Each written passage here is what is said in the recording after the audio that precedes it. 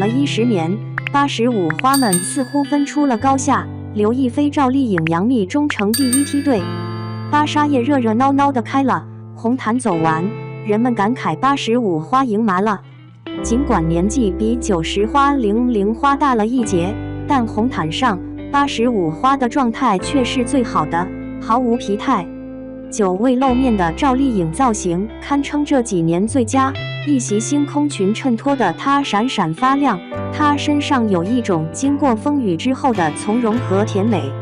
杨颖依旧是颜霸，五官无可挑剔，粉色羽毛裙与她完美的容貌相得益彰，美艳不可方物，在红毯上美到被记者喊着不让下。唐嫣同样是粉裙，造型梦幻，像是从迪斯内舞台上直接走出来的，浑身闪闪发光。杨幂没有到场，但她与主持人李晓峰之间的微妙关系话题不断，还因为帮助多年前的合作伙伴谢依霖成了话题中心。广义上的宋茜、刘亦菲、童瑶、热依扎、倪妮都被纳入了85花，但细细看来，狭义的85花其实只有杨幂、刘诗诗、唐嫣、赵丽颖和杨颖5个人。芭莎夜，杨颖依旧是偶像顶流的分类，赵丽颖做到了主桌，唯有唐嫣被边缘了。红了10多年，他们之间的爱恨情仇也足够写一部编年史了。01，谁红跟谁玩的唐嫣。唐嫣说起来是傻白甜，但看看她做的事，一点都不傻，反而进退有度，什么时候做什么事，规划一步都不差。2008年《仙剑奇侠3》开拍，刘诗诗、杨幂、唐嫣3人相识。先说唐嫣和杨幂，年纪相仿，又在同一个剧组待过，杨幂和唐嫣很快就成了闺蜜，私下有交情不说，社交平台上也聊得热闹。两人社交媒体的小作文都可以当心灵鸡汤来看，一个说幸好遇见你，一个说谢谢你信任我。日常相遇，爱呀说个没完，不知道的以为是一对小情侣。分别参加不同的娱乐节目，回答问题谁是最好的朋友，他们说出的都是对方的名字。唐嫣失恋，杨幂不顾自己是公众人物的身份，公开帮唐嫣撕渣男，每天给唐嫣打电话发消息，没就一直打。2014年，杨幂结婚，唐嫣是唯一的伴娘，那时候她身边有最好朋友和最爱的人。但从2015年开始，唐嫣单方面开始疏远杨幂，有人说是因为撞型，有人说是因为互相抢角色，但杨幂一直单方面保持着热情，连续8年卡点为唐嫣庆生，第8年是希望唐嫣能早点找到如意郎君。结果唐嫣当天中午就公布了和罗晋的恋情，这是狠狠打了杨幂闺蜜情的一耳光。此后两人的互动就少了许多，高潮是在2017年杨幂的《三生三世》大火，唐嫣工作室居然转发了希望把主演换成唐嫣的消息。虽然事后工作室表示自己被盗号了，但此后二人就再无互动。善于社交的杨幂自然不愁新闺蜜，但唐嫣也早就找到了伙伴，那就是刘亦菲。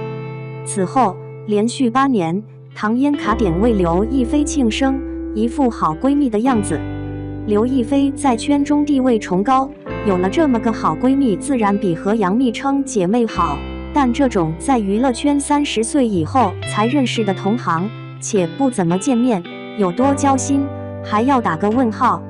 刘亦菲为人好，谁愿意和她好，她都不拒绝，但她自己称之为闺蜜的，在娱乐圈只有一个14岁就认识的舒畅。两人不仅线上互动多，线下往来也多，但舒畅倒是很少秀闺蜜情。有意思的是，唐嫣2014年认识刘亦菲，2015年和杨幂疏远，之后就自动切换闺蜜了。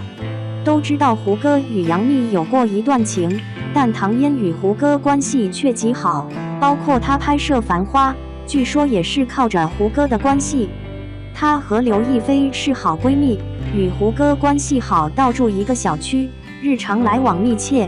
胡歌媳妇生了孩子，他爸爸能抱着自家孩子去探望，但在芭莎页上，胡歌与刘亦菲生疏的还需要互加微信。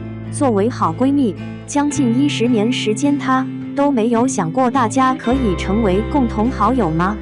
说到底，她对自己的人脉是守得很紧的。都说杨幂谁红跟谁玩，但其实唐嫣才是。只是刘亦菲生性恬淡，对人谦和，和谁都好，这份闺蜜情对她帮助不大。但好在还有胡歌。早年大家事业都不错，但自从她事业下滑后，她周遭的好友就都是红人了。论为人处事，她才是85花里最好的，进退有度。02杨幂和刘诗诗杨颖。杨幂最早的闺蜜是刘诗诗，两个北京大妞。刘诗诗喜欢杨幂的直爽大胆，诗蜜友情一度传为佳话，或说此时杨幂、刘诗诗、唐嫣三人是闺蜜。但杨幂那几年谋求个人发展，与唐人老板蔡艺农有了矛盾。夹在中间的刘诗诗一面是好友，一面是掌握自己命运的蔡艺农，最终她大概率占了老板。虽然没有撕破脸，但刘诗诗和杨幂渐行渐远了。好闺蜜三人团只剩了唐嫣和杨幂。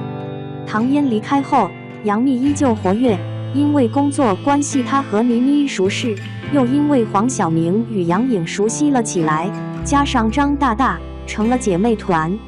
几个人住得近，日常少不了玩在一起。